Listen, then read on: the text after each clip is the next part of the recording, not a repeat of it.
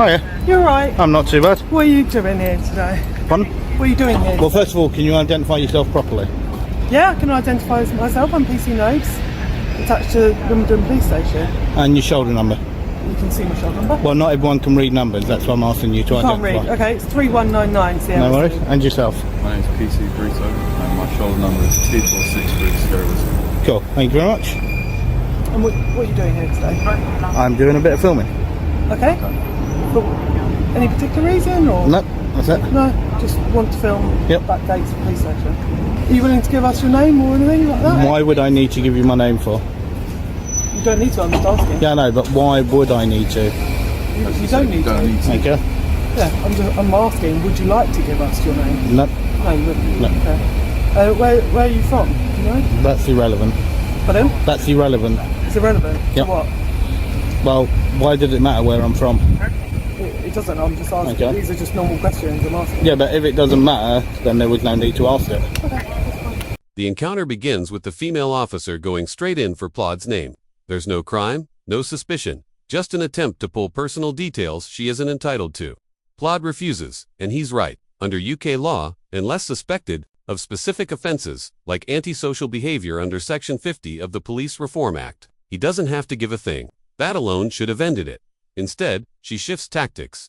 "Where are you from?" she asks, as though that matters. When Plod pushes back, she shrugs it off with, "These are normal questions." But they're not. They're not investigative or evidence-based. They're just fishing. Nothing about where he lives or who he is changes the reality. Plod is filming legally in public, exercising a right the officer seems determined to undermine. I'm under no obligation to give you my name. Well, at this moment in time, I'm going to detain you for a purpose of search.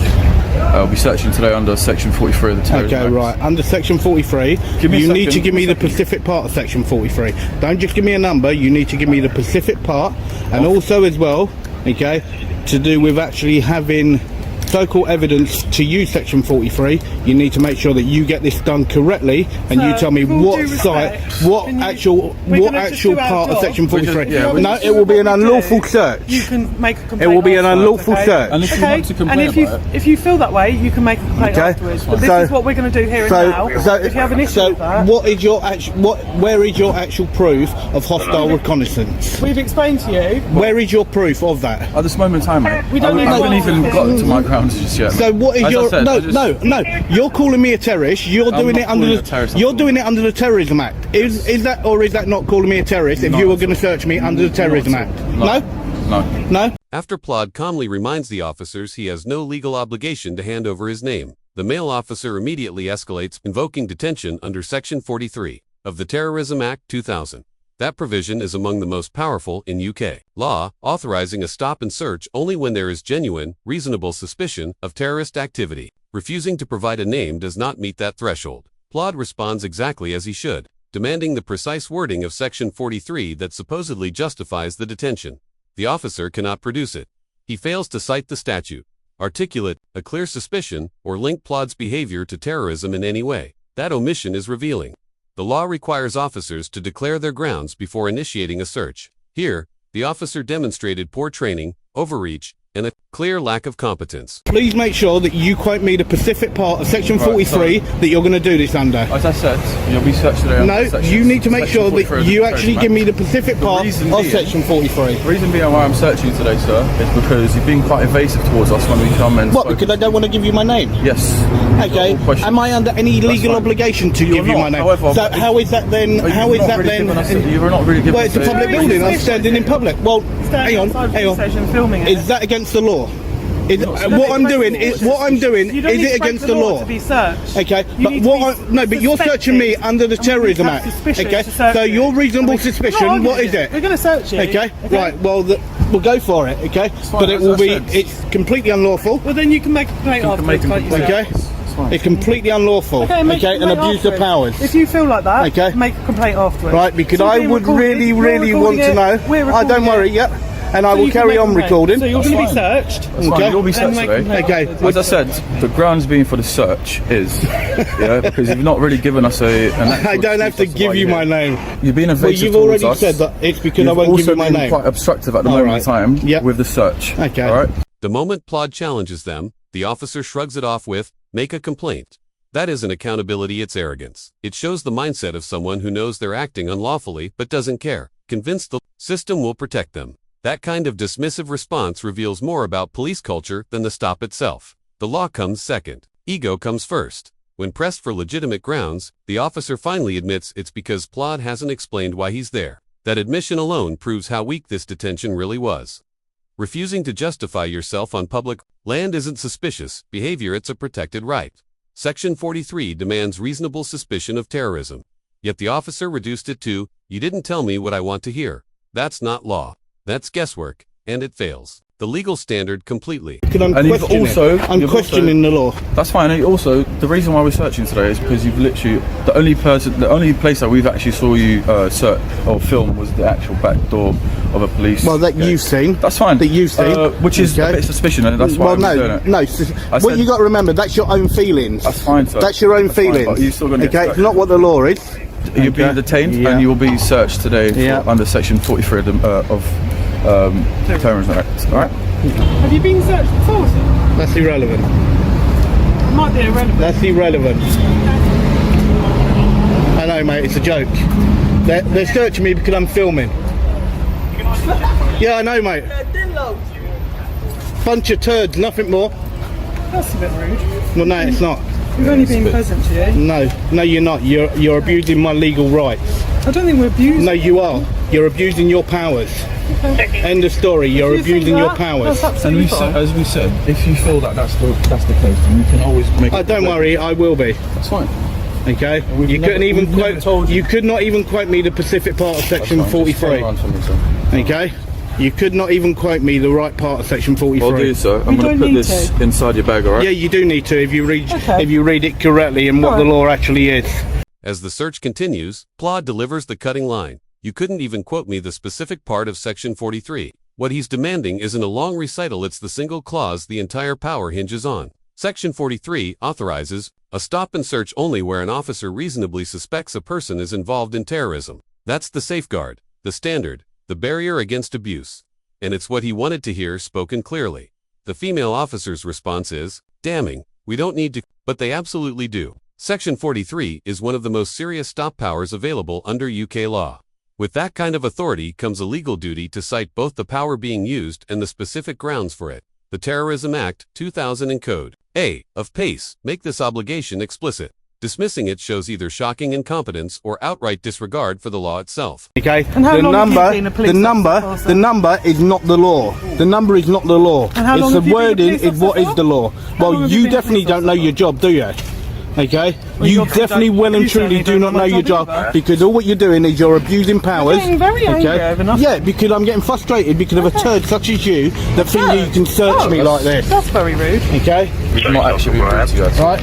No. Absolute disgrace. Absolute disgrace, the pair of you. Okay, complete blatant use of powers. Why are you so against us searching you? You've abused your power, okay? You said that you got reasonable grounds, okay? As I already stated, okay? It doesn't. Now, as I said, now there's that, okay? I would like you to take that, okay? Right, do you know who the MPCC are? Yes. Okay, yeah? I don't think I need that though. Why not? Why not? Because you're going to find out that... Yes, it is, because you're going to find out from the MPCC, that what you've just done is unlawful. Okay, and it clearly states that. No, it's not, okay? You talk utter crap. And you talk utter crap. The both of you, okay? You both took part in the actual... Well, either way, you searched my bag, you're a part of it.